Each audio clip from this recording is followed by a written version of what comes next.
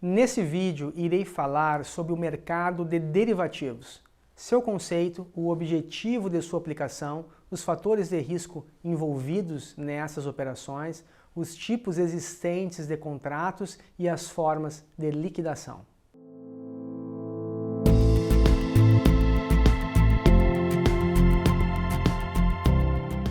Olá! Bem-vindos ao canal, sou Rafael Desconze. Se você é novo por aqui, nesse canal compartilhe conteúdos de finanças, investimento e economia. Por favor, inscreva-se, faça seus comentários, sugestões e deixe um like se gostarem desse material. Nos últimos anos, tem se dado grande atenção a um conjunto de mercados financeiros que não promovem realmente a circulação de recursos de aplicadores para tomadores, mas que podem se constituir em importante instrumento de apoio àquela circulação. Ao mesmo tempo, esses mercados, aos olhos do grande público, que muitas vezes não entende suas formas de operação, aparecem também como possíveis fontes de perigo para o sistema econômico, para a economia popular, etc. Nesse vídeo, procurarei descrever os fundamentos e formas de operação desses mercados derivativos e seu papel no sistema financeiro. Mas afinal, o que são derivativos? Derivativos são ativos cujo valor é determinado pelo valor de algum outro ativo, chamado de subjacente, ou pelo comportamento de algum outro mercado, ou ainda pela ocorrência de alguma combinação pré-especificada de eventos.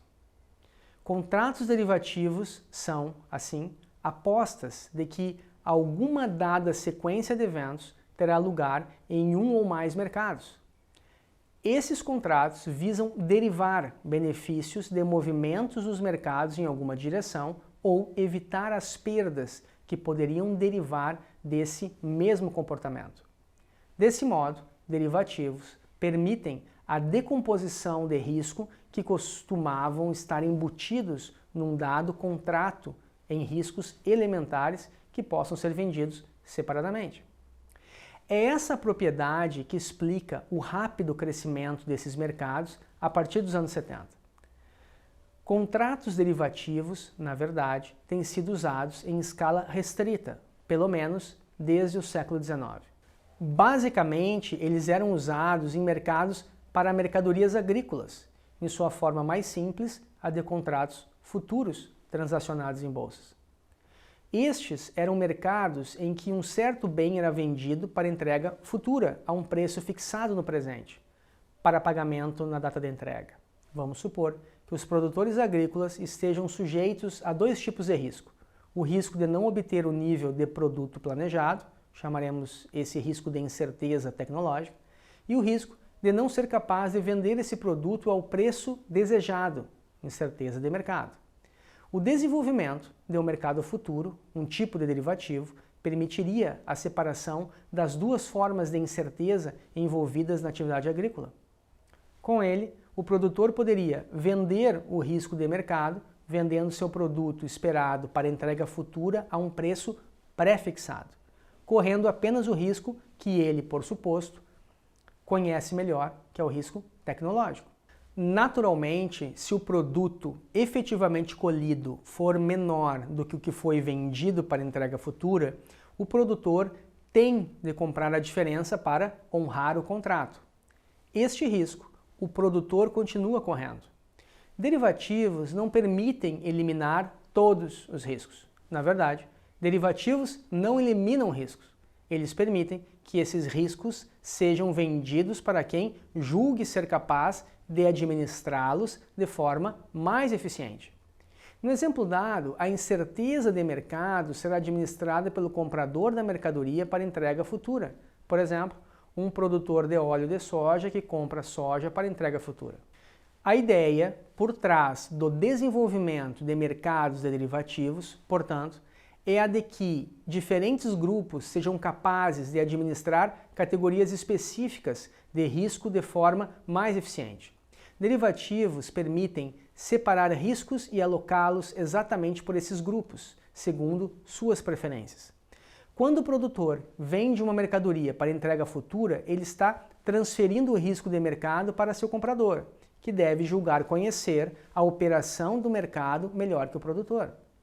A própria transação com derivativos dá origem a um novo tipo de risco, qual seja o de que a contraparte, isto é, a outra parte contratante, não honre o contrato, por má fé ou por acidente. Por outro lado, o preço a que derivativos são vendidos é a variável crucial para determinar se um contrato pode ou não ser honrado. Mas o próprio preço do derivativo, por sua vez, depende do risco que está sendo aceito pela contraparte. Assim, quanto mais volátil o comportamento do mercado para um dado ativo, mais caro será fazer um contrato derivativo que transfira esse risco do portador original para terceiros. Tipos de derivativos. Há basicamente dois tipos de derivativos: os negociados em bolsa e os negociados em balcão, conhecidos pela sigla em inglês OTC, Over the Counter. Bolsas são mercados organizados, em que transações são anônimas. Ativos são vendidos e comprados pelo mercado, e a bolsa atua como uma câmara de compensação, procedendo aos pagamentos e liquidação do contrato. Essas operações são feitas com margem, isto é, todo o transacionador tem de fazer um depósito de um dado valor como garantia de que o contrato será honrado quando chegar a hora. Como o valor do contrato é proporcional ao risco, quando esse muda, o valor da garantia deve ser recalculado. Quando o risco aumenta e as margens são elevadas, o transacionador deve depositar a diferença. Isto é o que se chama de chamada de margem. A principal característica dos derivativos transacionados em bolsa é a sua liquidez. Derivativos de balcão são contratos onde se negociam riscos idiosincráticos, maturidades específicas, condições particulares, desempenho de um dado ativo, ocorrência de um dado evento, etc. Tomados isoladamente ou em combinação, podem dar origem a um derivativo de balcão, sendo peculiares. Estes contratos não são transferíveis, servindo a agentes específicos cujo interesse seja explicitamente considerado na preparação do contrato. Deste modo, derivativos de balcão não podem ser transacionados em bolsas e não têm liquidez. Por isso mesmo, o risco da contraparte aqui é muito elevado. Sua vantagem é a possibilidade de tratar com riscos muito particulares, que não interessariam a um mercado mais amplo, de qualquer forma. Os principais tipos de derivativos negociados em bolsa são os contratos futuros e as opções.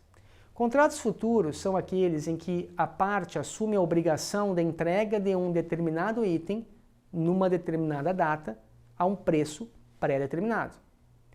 A contraparte se compromete a fazer o pagamento correspondente. As opções são contratos que dão direito, mas não a obrigação, de efetuar uma transação especificada numa determinada data ou contingência. Opções de venda, put, dão ao detentor o direito de vender um determinado item no futuro por um preço pré-determinado. Opções de compra, call, dão o direito de comprar um determinado item a um preço pré-combinado em uma data futura. Uma opção é, assim, um instrumento mais flexível que os futuros, pois não cria obrigação para o comprador da opção. Naturalmente, essa flexibilidade tem um preço, que é o que o comprador da opção paga ao vendedor para ter aquele direito, sem ter qualquer outra obrigação. Os derivativos de balcão mais conhecidos são os contratos a termo e os swaps. Contratos a termo são como contratos futuros, mas que são feitos de forma individualizada, bilateral.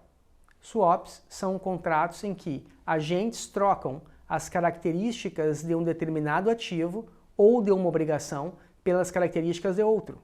Assim, em um swap de juros, a parte pode trocar um perfil de pagamentos de juros a uma taxa fixa por um perfil de taxas de juros flutuantes. Em um swap de câmbio, a parte troca a moeda em que sua obrigação está contratada pela moeda em que a contraparte tem a sua obrigação registrada.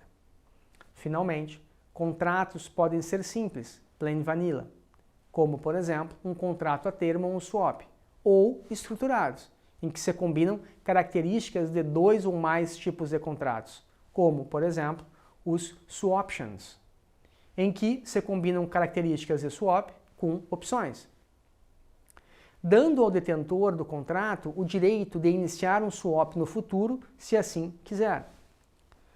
Contratos derivativos foram desenvolvidos, assim, como forma de permitir a cada um assumir apenas os riscos que se julgue capaz de administrar, vendendo a outros os riscos restantes. Como tal, derivativos permitem que os agentes façam políticas defensivas, chamadas de hedge, de forma mais eficaz. Mas toda operação com derivativos sempre envolve dois lados.